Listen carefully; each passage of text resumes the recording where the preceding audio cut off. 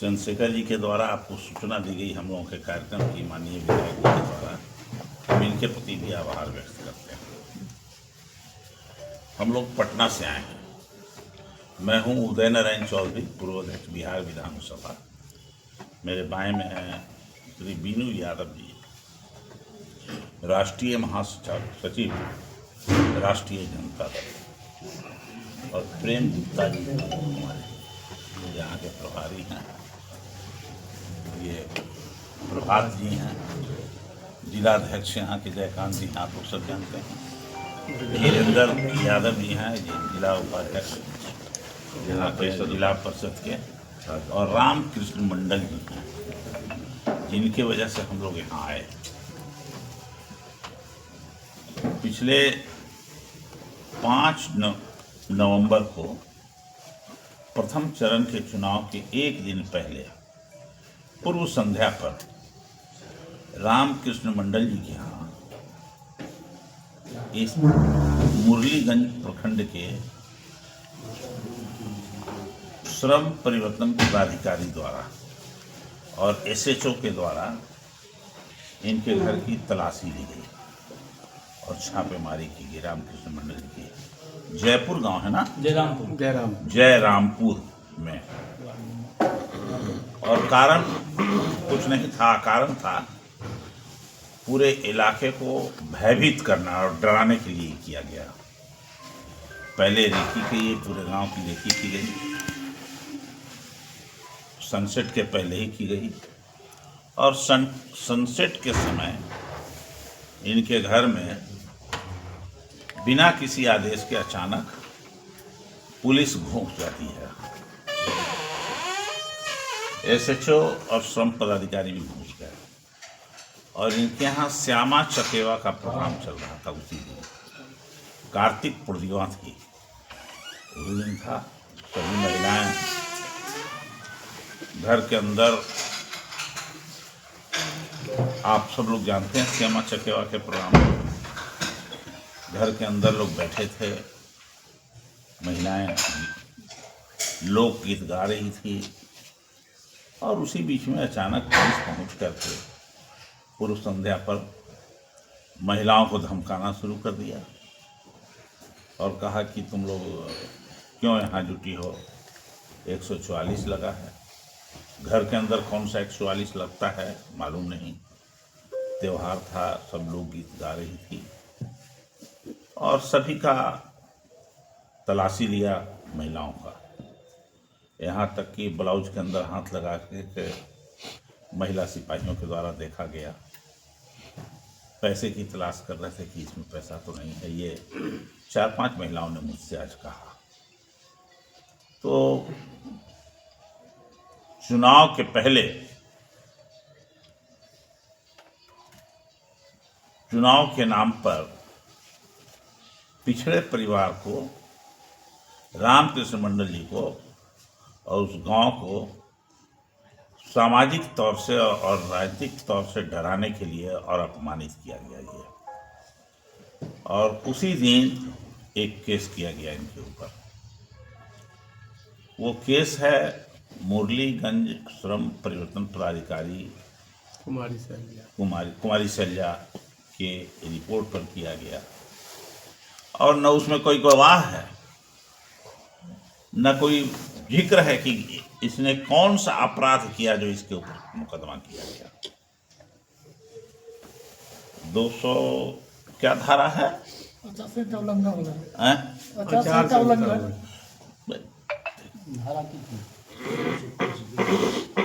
मेरे पास है बीएनएस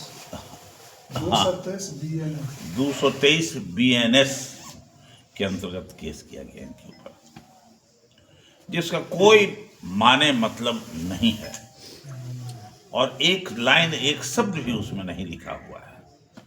तो ये पूर्ण रूप से हम ये मानते हैं कि अघोषित आपातकाल की स्थिति पैदा किया गया। चुनाव में डराने और धमकाने का काम किया गया,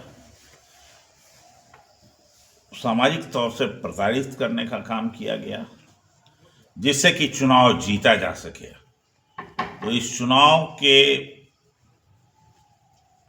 फल में जो प्रतिफल आया है चुनाव के बाद, उसमें ऐसे ही कर करके पूरे बिहार में एक वातावरण भी कायम किया गया, जिसका एक एग्जाम्पल है महिलाओं को प्रताड़ित करना, दलित पिछड़ों को प्रताड़ित करना, उनको मुकदमे में फंसाना, बगैर कोई साक्ष्य के, बिना कोई आधार के।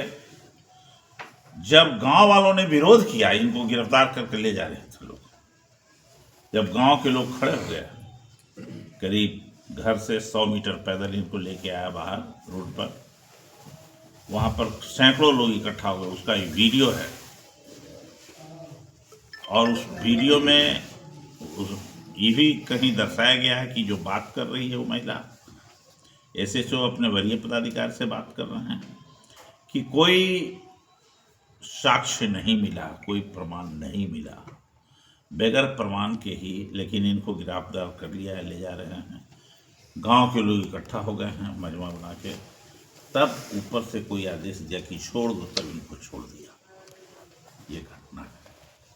हम लोग उसी के विरोध में आए थे कि भाई इस तरह से तो एक तरफ 10,000 रुपया आचार संहिता का उल्लंघन नहीं करता है,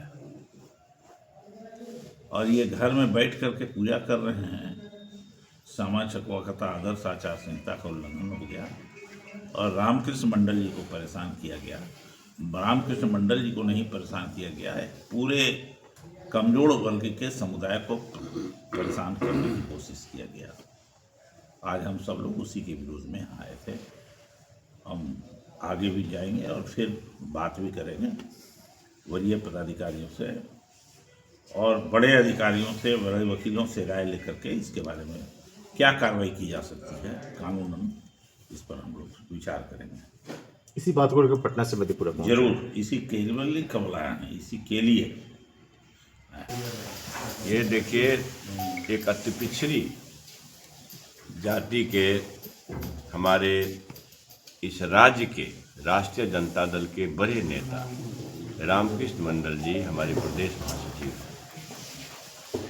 सुशासनी आतंक देखिए, जो नफरती लोग किस तरह से आतंक फैलाए हैं कि चुनाव के पूर्व संध्या पर जो लोक आस्था के महापर्व के रूप में हमारी बहनें बेटियां मनाती है, माताएं, श्यामा चकेवा आप लोग जानते हैं, बहुत ही कोसी और सीमांचल के इलाके में लोकप्रिय पर्व है, जो कार्तिक के पूर्णिमा के दिन महीनों तैयारी के बाद लोग अंतिम ये पूजा अर्चना करते हैं और भसावन होता है। उस दिन दर्जनों महिलाएं इकट्ठा होकर के 25-50 की संख्या में लगभग रामकृष्ण बाबू के घर में पूजा अर्चना अनुष्ठान के उपरांत बाहर जाती और फिर आप जानते हैं भसावन होता है। तो एक इस लोक आस्था के पर्व में जो इतना महत्वपूर्ण पर्व है, जितनी तन्मयता से हमारी माँ बहन बेटियां मनाती है, उसके सेंटीमेंट को दरकिनार करते हुए ये भगवान के साये में भगवान को बेचने वाले लोग हमारे माँ बहनों का इंसल्ट किया। चुनाव के पूर्व संध्या पर मतदाताओं के बीच दहशत फैलाने का काम किया, डराने का काम किया। जब कोई भी महिला पुलिस जा कर के हमारी बहन बेटियों का इंसल्ट किया, उनके गुप्त स्थान पर सर्च किया, जो पूरी तरह से मतलब निरर्थक साबित हुआ। एक छदाम भी कहीं कोई आचार संहिता के उल्लंघन का कोई सबूत न मिला। फर्जी मुकदमा किया, एक गवाही नहीं है। तो सीधा मतलब है कि इन सुशासनी आतंक के रास्ते में डराने वाले लोगों को ये हम लोग इसको बर्दाश्त नहीं करेंगे। इनका भेद खोलेंगे, इनका कले खोलेंगे।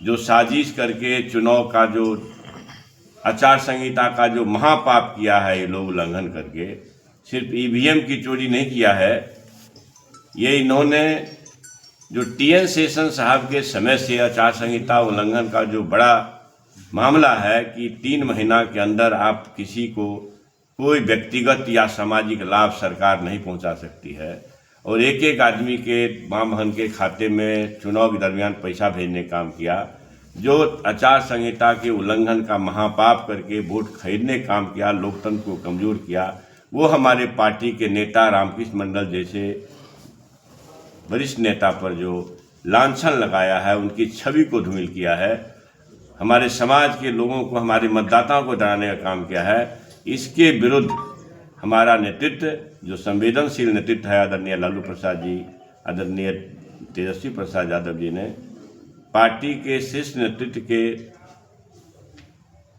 आदेश पर हमारे उदय नारायण चौधरी जी के नेतृत्व में, इनके संयोजकत्व में, यह संयोजक हैं, कन्वेनर हैं, 7 सदस्यीय टीम बनी। इन पूरे मामलों का तहकीकात आज हम लोगों ने किया इनके नेतृत्व में जा कर के, और जो चीज़ें आई सामने में, सर ने बताया कि इस फर्जी मुकदमा के एक सबूत नहीं मिले, एक गवाह नहीं मिले, तो जिला प्रशासन और तथाकथित सुशासन बाबू से कहना चाहता हूं कि समय रहते जो श्रम प्रवर्तन पदाधिकारी ने जो गलती की है, जो वहां के SHO ने गलती की है, तो उसके लिए उनको समय रहते दंडित करें, नहीं तो ये सड़क पर मामला आएगा, हम लोग बर्दाश्त नहीं करेंगे। आने वाले जो मार्च में सेशन होगा, बजटीय सेशन, उस सेशन में सरकार की कलई खोल करके उसका फजीहत करेंगे।